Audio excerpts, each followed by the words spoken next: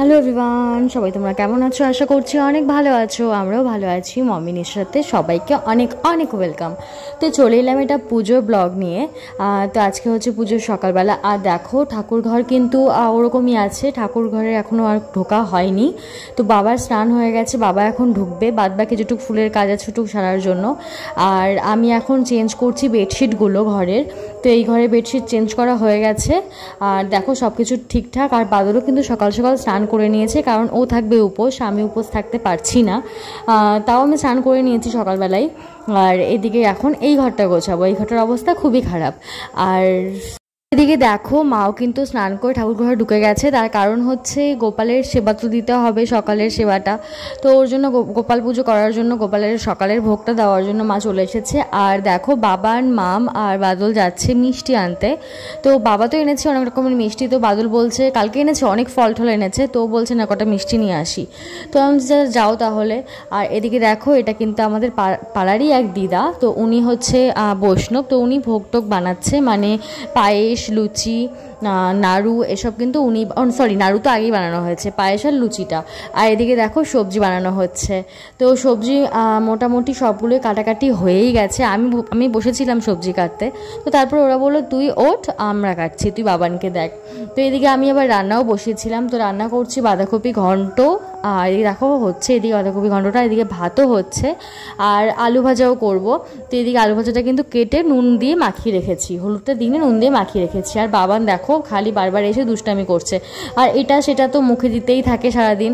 আর ব্লগটা মাঝখানে একদিন দেরি করলাম আরও, তার কারণ হচ্ছে কালকে আমাদের এখানে একটু প্রবলেম ছিল লাইনের, তো আমার ফোনে চার্জ ছিল না, যার জন্য আমি এডিটটা করতে পারিনি। তো ওর জন্য আরেকটু লেট হয়ে গেল পুজোর ব্লগটা দিতে। তো এদিকে দেখো বাবা কিন্তু ঠাকুর ঘরে ঢুকে গেছে। আর বাবা মোটামুটি যতটুকু যা বাকি আছে ওগুলো কিন্তু বাবা এখন সারছে। আর আমাদের কিন্তু পুজোর মোটামুটি সব কিছুই রেডি, এখন শুধু ব্রাহ্মণ আসলেই হয়ে যায়। তো ব্রাহ্মণের অপেক্ষায় করছিলাম আর বারবার ফোন করছিলাম। তো ব্রাহ্মণ এক জায়গায় পুজো করছে, ওখান থেকে পুজো করে এসেই কিন্তু আমাদের এখানে আসবে। আর এদিকে আমার রান্না মোটামুটি হয়েই গেছে। আর বাদল ধুচ্ছে লাইটটা ঠাকুর ঘরে ছিল অনেকটা নোংরা হয়ে গেছিলো, যার জন্য আলোটাও কম হতো, এর জন্য ওটাই বাদল পরিষ্কার করছিল। আর এদিকে দেখো বাবান হিয়ার মানির উপরে ওঠে কি করছে।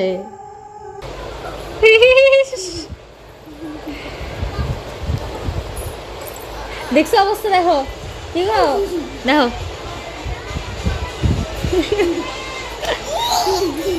কি। তারপর ফাইনালি ফোন করতে করতে ব্রাহ্মণ চলে এসেছে। আর ব্রাহ্মণ এসে বলছিল যে দেখি কী কী জোগাড় হয়েছে। তো আমরা বললাম সব কিছু জোগাড় যন্ত্র হয়েই গেছে প্রায়, এখন শুধু জলটা ভরে আনলেই হয়। তো আমরা তো প্রত্যেক বছর নদীতে জল ভরতে যাই, মানে বাজনা টাজনা নিয়ে। তো এইবার তো আর সেরকমভাবে হচ্ছে না পুজোটা, তার কারণ অনেক রকম কারণ আছে। দেখো মানে সব সময় তো পরিস্থিতি এক থাকে না, তো এইবার একটু ছোটো মোটো করেই করা হয়েছে পুজোটা। অন্য সময় কিন্তু আর একটু বড়সড় করে করা হয়, বাবাকে মানে আমার গুরুদেবকে ডাকা হয়। তো ওসব করা হয়নি, তো ওর জন্য আমাদের হিয়ার মা কাকি যে আছে হিয়াদের বাড়ি, ওখানে কিন্তু আমরা জলটা ভরছে। আর এখন কি করছে বলতো, দুইজন জামাই আর শালিতে, জামাই বাবু শালির গোটা গালছে। বুনুর অনেক বড় বড় শাল হয়েছে মুখে গোটাতে আর কি, ওগুলোই বাদল বের করছিল। আর এদিকে দেখো আমি তো যেহেতু পুজোর কাজ করতে পারছি না, তো খুবই খারাপ লাগছিল, আমি দূর দূর থেকে খালি ভিডিও করছিলাম। আর এদিকে দেখো এখন কিন্তু স্নান করাবে, এর জন্য ওই বাবা জলটা দিচ্ছে, জলটা নিবেদন করবে, তারপরে কিন্তু স্নান করাবে। আর স্নানটা কিন্তু প্রথমে আমার ছেলে করিয়েছে। চলো তাহলে দেখতে থাকো পুজোটা।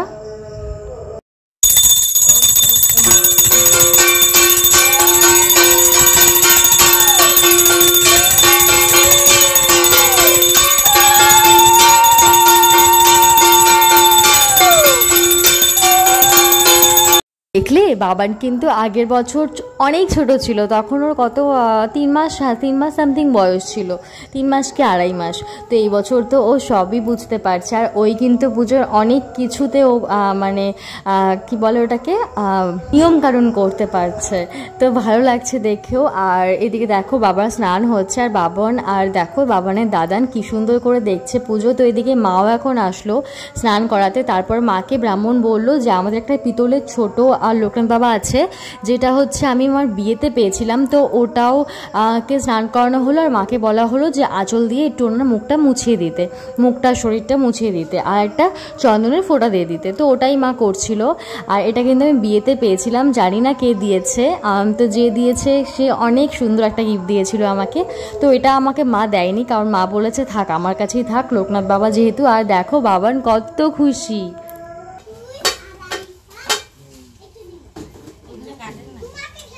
এইদিকে তারপর ওই ফুলের মালাগুলো নিবেদন করছে।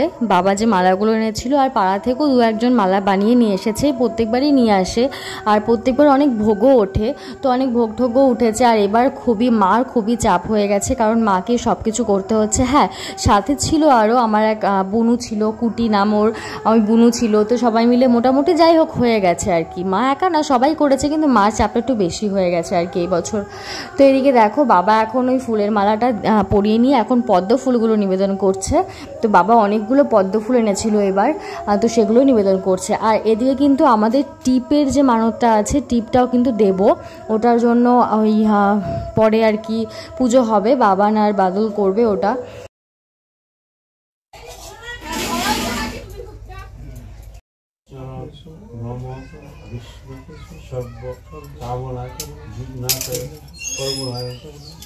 তো এখন ওই বাদল আর বাবান বসেছে, ওই আমাদের টিপটা যে দেবো আমরা বাবানের জন্য, যে আমি মানত করেছিলাম ওটার পুজো হচ্ছে। তো ওটাকেই অনেক রকমভাবে দেখো টিপটা, তো অনেক রকমভাবে পুজো টুজো করে দেওয়া হচ্ছে। আর বাবান দেখো এদিকে স্নানের জলটা দিয়ে কী করছে, আর এদিকে দেখো বাবাকে কত সুন্দর লাগছে টিপগুলো পরে। আর এখানে বড় টিপটা যে আছে ওটা তো বাবাই দিয়েছে, আর নিচে যে ছোটো টিপটা ওটা দিয়েছিল আমার মাসি, মানত করেছিল একটা।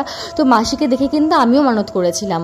তো এইভাবেই করি। আর পুজোটা কিন্তু ব্রাহ্মণ খুব সুন্দর করে করেছে। আর আমাদের তো 2 বছর ধরে ব্রাহ্মণ পুজো করে না, 2 বছর না 3 বছর ধরে আমাদের বৈষ্ণব সেবাই দেওয়া হয়। তো এবার একটু অন্যরকমভাবে আর কি, আগের মতন মানে প্রথম যেরকম পুজো হতো ওরকম ভালো লাগলো আর কি। তো এদিকে দেখো 3টে বাচ্চা এসেছে, আর বাবানের খেলনাগুলো দিয়ে খেলছে, ওগুলো কিন্তু আলটিমেটলি ভেঙে দিয়েছে ওরা খেলতে খেলতে। আর তোমরা বাই দ্য ওয়ে ওই বাইরের সাউন্ডটাকে একটু মানে স্কিপ করো, কারণ হচ্ছে বাইরে আমাদের এখানে কীর্তন হচ্ছে রামনারায়ণ রামের, তো ওর জন্য আর কি একটু সাউন্ডটা আসতে পারে, একটু ম্যানেজ করে নিও। তো এদিকে দেখো এখন যজ্ঞ শুরু হবে, মানে শুরু হবে বলতে শুরু হয়েই গেছে।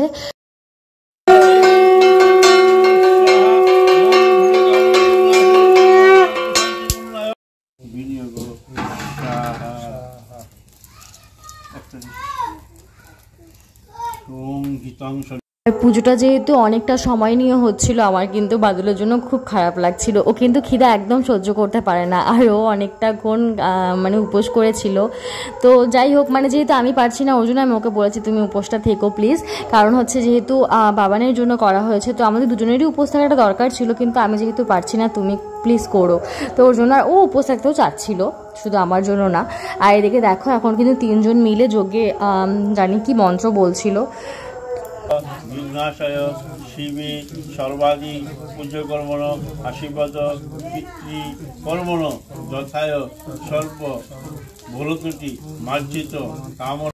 এদিকে কিন্তু আমাদের যে রাঁধুনি সে কিন্তু রান্না শুরু করে দিয়েছে। এদিকে দেখো লাবড়া হয়ে গেছে, এখন হবে খিচুড়ি, আর পায়েস তো ওই দিদাটাই করেছে।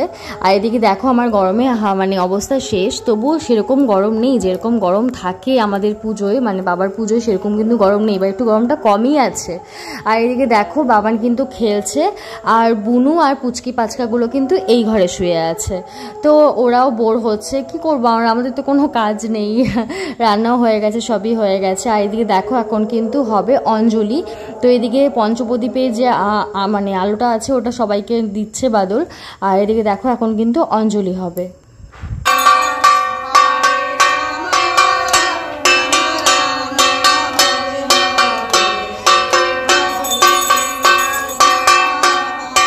তো এদিকে এখন প্রসাদ খাওয়ার পালা। আর দেখো খুব সুন্দর প্রসাদ সাজিয়ে দিয়েছে মা আমাকে, বাদলকে, বুনুকে, সবার জন্য। তো এদিকে এখন আমরা প্রসাদটা খেয়ে নিই। আর দেখো এদিকে 3 জন, শ্বশুর, আমার ছেলে আর আমার বর, বুনু সবাই মিলে ঘুমো করছে। তারপরে এটা কিন্তু সন্ধ্যাবেলার ভিডিও, দেখো বাবান কি করছে। আর কাজ করবে না, হ্যালো বলতে হবে এরকম, বলো জয় নিতাই, বলো জয় নিতাই। হ্যাঁ তোমার লাগবে? চলো টাটা সবাইকে, দেখা হচ্ছে নতুন কোনো ব্লগে। ভালো থেকো, সুস্থ থেকো, আর প্লিজ চ্যানেলকে সাবস্ক্রাইব করে দিও আর ভিডিওটা লাইক করে দিও। বাই।